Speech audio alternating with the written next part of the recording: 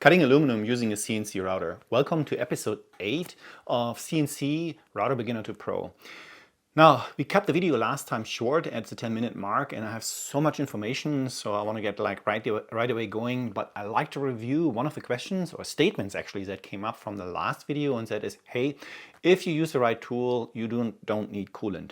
And I only somewhat agree with that. It depends on your goals. I love precision and I also like good surface finishes. So I went on to the channel from AXYZ, and here's a photo that I like to show you. They made the exact same part, one time with coolant and one time without the coolant. And I think you can definitely see the difference here in surface finish.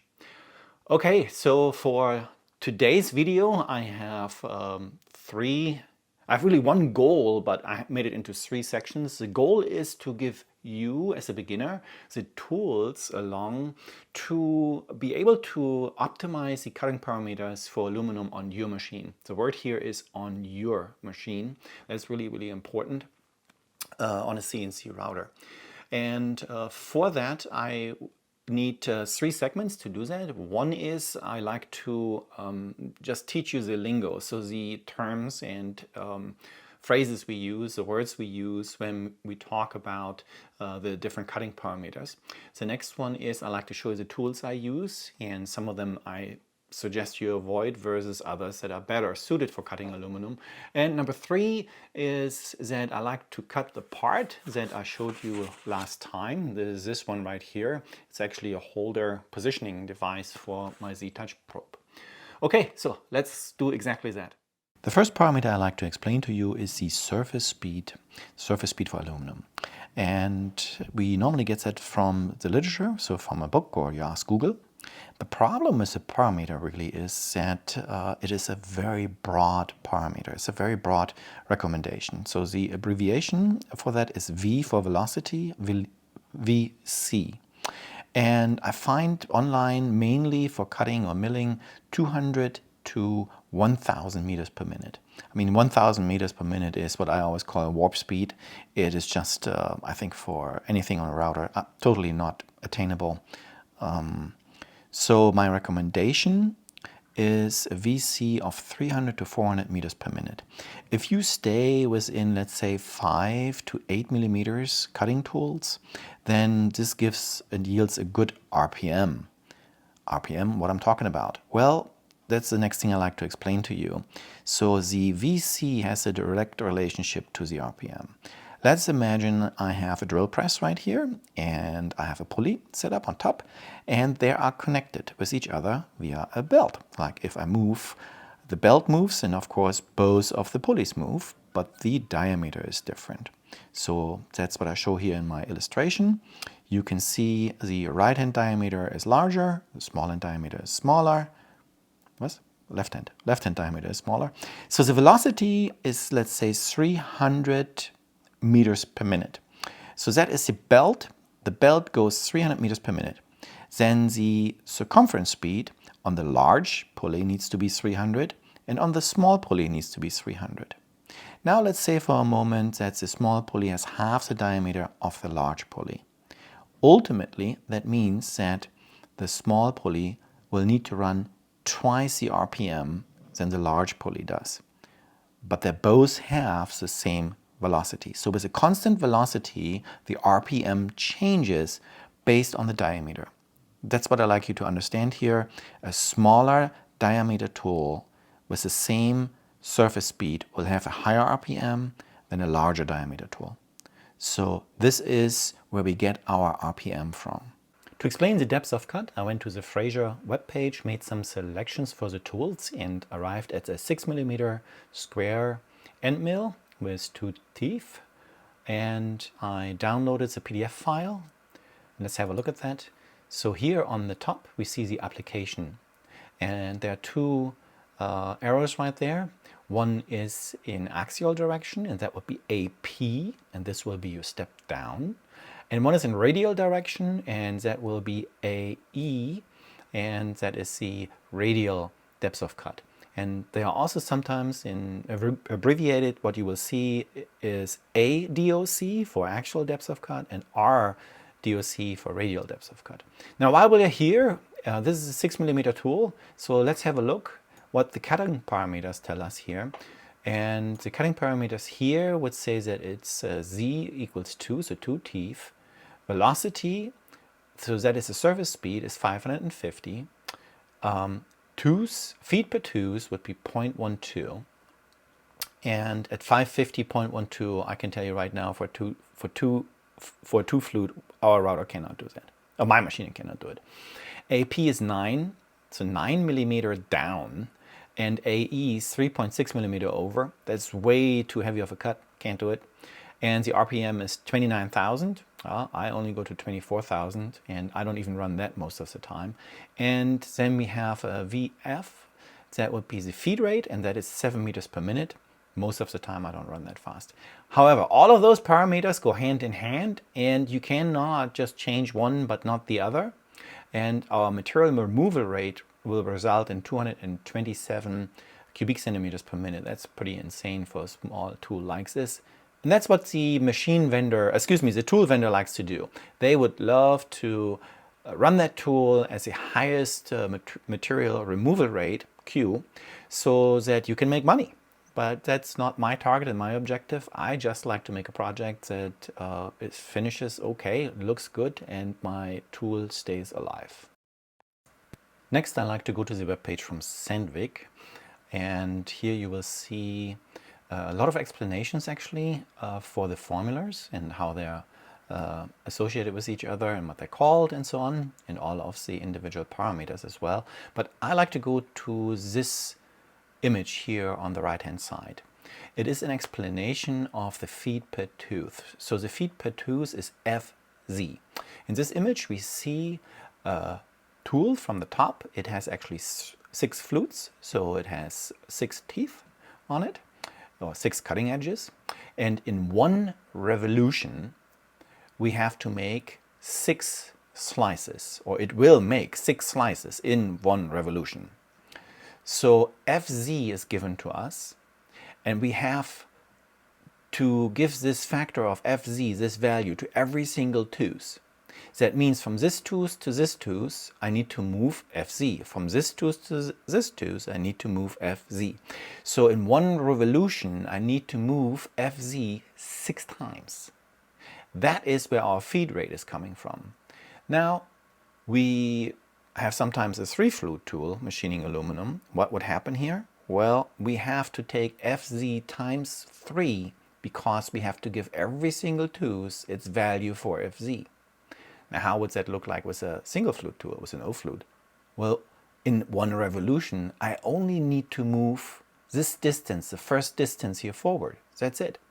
So a single flute tool will move through our material much slower, with a much slower feed rate than a tool with, let's say, having 3 flutes.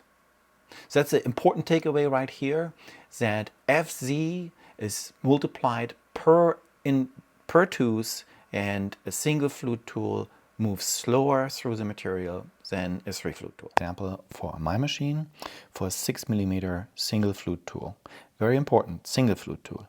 So surface speed is 300 meters per minute, and the RPM out of that will be 16,000 RPM and 18,000 RPM respectively at 300 or 340 meters per minute for 6mm diameter.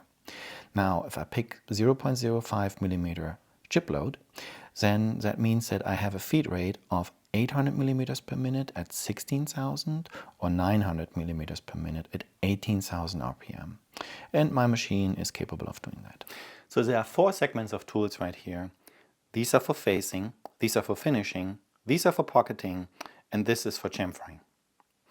These 2 here are indexable tools, so they have carbide inserts. They are made by a company called Size, and you can get this actually on Amazon. This is one with a round insert, and the other one right here is with a triangular insert. This is actually a 1 flute tool because I have ground this off. I need to leave the insert in because otherwise it's out of balance. Also, it would normally not fit in the collet actually that I have, so I turned the diameter down to make this one fit. So this is probably something you wouldn't buy. So this tool here is made by Fraser, USA.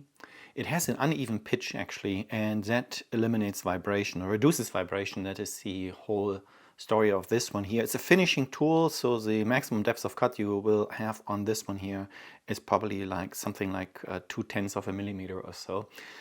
For the cost, I would not buy it again when I look at the surface finish. It's nice to have because it's also a relatively large tool diameter. So the next one here I'd like to show you, the next 3 are finishing tools. So let's say you make a pocket and you want to route the sidewalls of the pocket or the outside profile with a finishing pass. Then I use these 2 here. These are from Alu Power, and they have a very nice flute. That flute is, let me focus, there it is. That flute is polished. So this thing looks really beautiful if you look at it. However, I like to tell you that this is a 3 flute tool, and as you know by now, 3 flute tool needs to move 3 times as fast as a single flute tool. And I had chip welds on several occasions with these. They do not like to machine anything out of a pocket, and then this happens. This is a relatively big shaft right here and snapped right off. So I'm not going to further purchase any more of these Alu Power tools. But for outside finishing, they leave a nice finish, I have to say that. This one here is also a finishing tool. It is from Amana Tool. And let me focus again.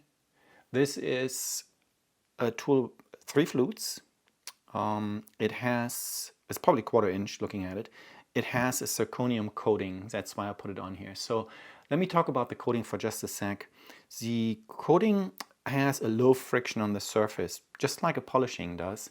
But there's a trade-off between the two. And the trade-off is that the coating will never have as sharp of a cutting edge than a polished tool. So that is something as a takeaway right here. If you have a tool that has a coating, it will never have as sharp of an edge. So here we have 3 single flutes, or they're also called open flutes, therefore O flute. And these are Datron, these 2 are Datron bits. What I like about the Datron bit is it is rather versatile. Let me try if this focus is better for you. So they're rather versatile, and what happens here is that the O flute, if you put it into a hole, you will see that there is a huge amount of open area, and that open area really is nice to clear out the chips. The Datron has a flat that is ground right here, and that flat is for balancing the tool. So Datron bits are balanced to a really high RPM, so they run very smooth. This one here is a tool called 4-in-1. It has a wiper flat up here, and that wiper flat makes on the bottom of a pocket a very, very nice floor finish. So I like this tool a lot, and this is my go-to tool now. This is an 8mm Datron. It's nice and stiff. Love this tool. And I have also bought the Datron roughing tool.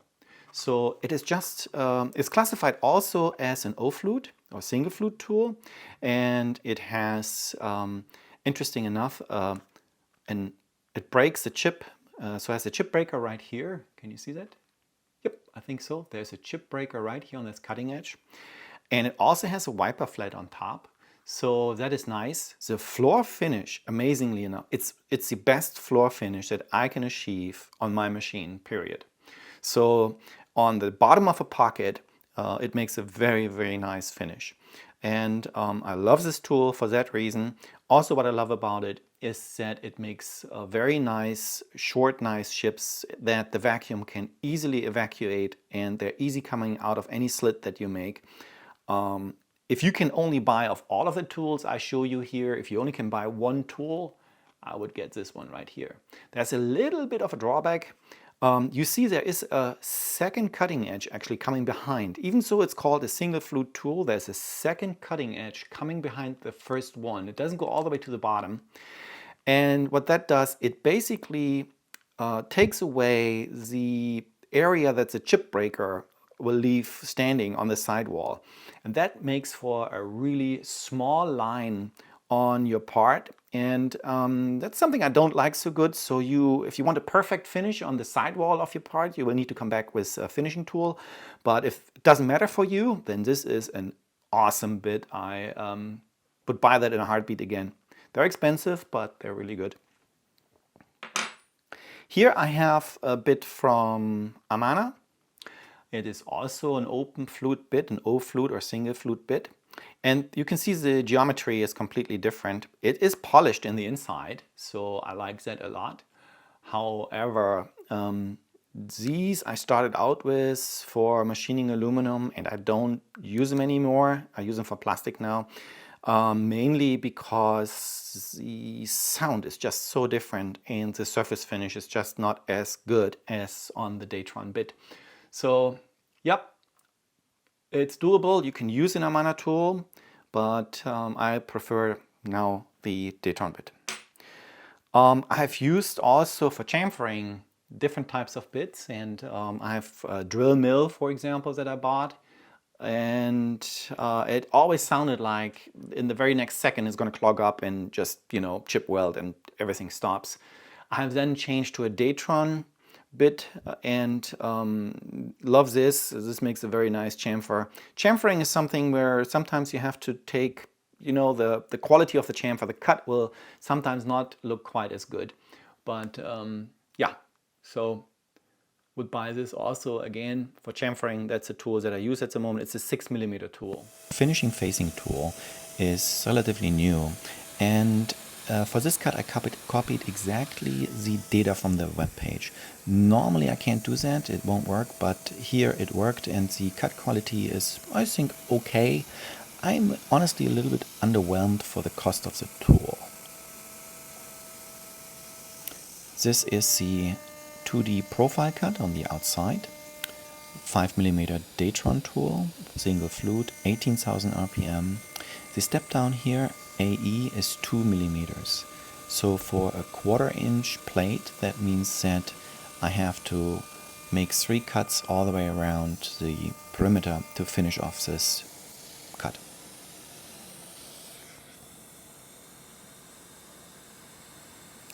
Next is the bore function, 18,000 RPM, same tool. The helix entry angle is 3 degrees. The ramp is 600mm per minute. That's conservative, actually. Next is the 2D adaptive. Here you see the plunge rate actually for that cut. Right at the end of the cut, I clipped it off, unfortunately, is the change to the rapid move of 1200. Here it is. Now it is going with 1200 per minute. And an optimal load of 0.8mm. That's low, but the tool will have no problem finishing up that cut this way.